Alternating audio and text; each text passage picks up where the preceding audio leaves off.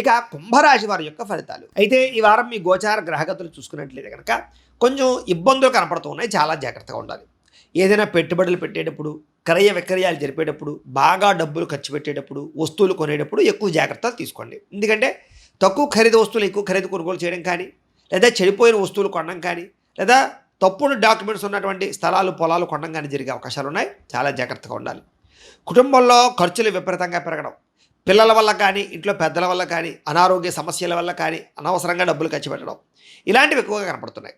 ముఖ్యంగా గతంలో చేసినటువంటి అప్పుల వల్ల, రుణ బాధల వల్ల మనశ్శాంతి లేకపోవడం, నిరుద్యోగులకు కూడా ఉద్యోగం వచ్చేస్తుందేమో అని ఎదురు చూసే వాళ్ళందరికీ కూడా ఉద్యోగ అవకాశాలు చివరిదాకా వచ్చి చేజారడం, విదేశీయాన యోగ్యత విషయంలో కూడా ఆటంకాలు కనపడడం, ఇలాంటివి ఎక్కువగా కనపడుతున్నాయి.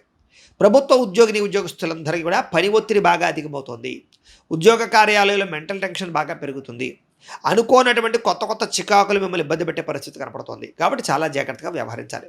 ఇక ప్రైవేటు ఉద్యోగిని ఉద్యోగస్తులందరూ కూడా ఉద్యోగపరంగా సరైన ఎదుగుదల కనపడటం లేదు. మీరు అనుకున్నంత ఇంక్రిమెంట్లు కానీ, ప్రమోషన్లు కానీ, స్థాన బదిలీలు కానీ,